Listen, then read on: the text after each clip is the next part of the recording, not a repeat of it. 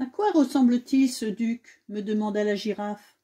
Je n'en sais rien, répondis-je, mais il est très célèbre et fabuleusement riche. On dit qu'il n'a pas moins de 25 jardiniers pour s'occuper de ces massifs de fleurs. Soudain, la maison apparut. Quelle maison! Un vrai palais, en plus grand peut-être. Regardez-moi ces fenêtres, s'écria le singe. Nous allons avoir du travail jusqu'à la fin de nos jours. Brusquement, nous entendîmes une grosse voix tout près de nous. « Je veux ces grosses bien mûres, tout en haut de l'arbre, » ordonnait la voix. « Cueillez-les » Par-dessus les buissons, nous aperçûmes, sous un grand cerisier, un vieil homme avec d'énormes moustaches blanches qui pointait sa canne en l'air. Une échelle était posée contre l'arbre et un autre homme, un jardinier sans doute, était perché dessus. « Cueillez-moi ces grosses bien mûres et bien juteuses, là-haut sur les dernières branches, » répétait le vieillard. « Je ne peux pas, votre grâce, » rétorqua le jardinier. « L'échelle n'est pas assez haute. »« Ventre saint gris, » s'exclama le duc, « je meurs d'envie de goûter ces belles cerises. »« Allons-y, » me chuchota le pélican. Il battit des ailes et il s'envola et vint se poser sur les plus hautes branches du cerisier. « Cueille-les, Billy, » murmura-t-il. « Vite, cueille-les toutes et fourre-les dans mon bec. » Médusé, le jardinier tomba de son échelle. Le duc se mit à brailler. « Mon fusil! Apportez-moi mon fusil! Un monstrueux oiseau sorti de l'enfer est en train de dérober mes cerises. Du balai, l'ami, du balai! Ce sont mes cerises. Vous allez recevoir du plomb dans l'aile pour ce crime. Où est mon fusil? »« Dépêche-toi, Billy, » dit le pélican. « Vite, vite !»« Mon fusil !» hurlait le duc au jardinier. « Allez donc me chercher mon fusil, triple idiot. Cet oiseau finira dans mon assiette, c'est moi qui vous le dis. »« Je les ai toutes cueillies, » murmurai-je au pélican. Péli atterrit brusquement à côté du duc de Hampshire, qui trépignait de rage en agitant sa canne. J'émergeai du bec du pélican. « Voilà vos cerises, votre grâce, » dis-je en offrant au duc une poignée de fruits. Sidéré, le duc chancela, les yeux hors de la tête. « Saperlipopette, » dit-il, suffoqué. « D'où sortez-vous? Qui êtes-vous » Avant que j'aie pu répondre, la girafe surgit de derrière les buissons, le singe sautillant sur son dos. Le duc les observait, bouche bée. On aurait dit qu'il allait avoir une attaque. « Qui sont ces animaux ?» rugit-il. Décidément, le monde ne tourne pas rond. « Nous sommes le gang des laveurs de carreaux, » clama le singe. « Voyez ce carreau?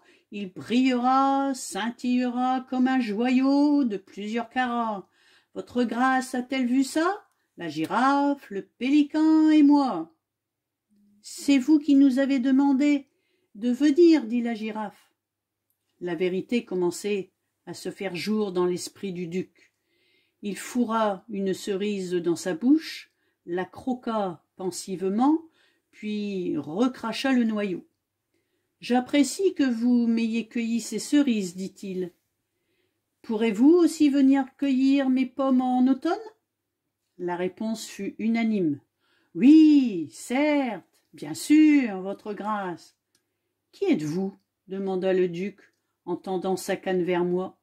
« C'est notre directeur commercial, » répondit la girafe. « Il s'appelle Billy. Nous ne nous déplaçons jamais sans lui. »« C'est bon, marmonna le duc. « Suivez-moi. Nous allons bien voir si vous lavez correctement les carreaux. »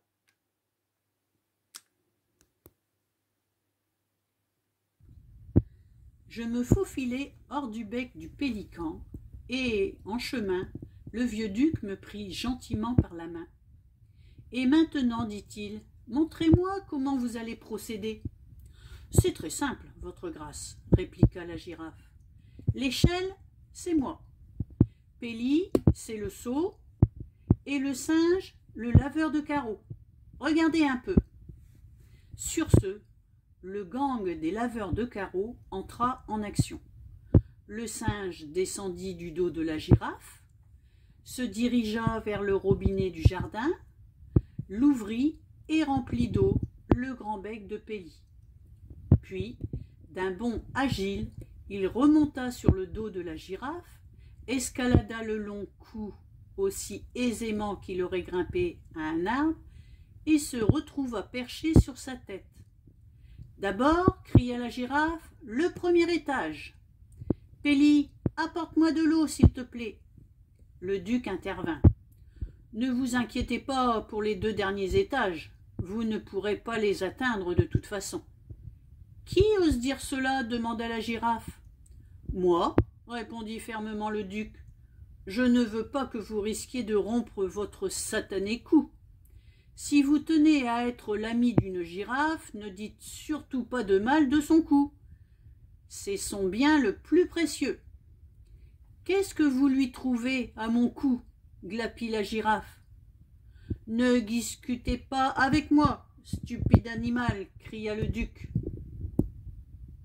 « Vous ne pouvez pas les atteindre, un point, c'est tout.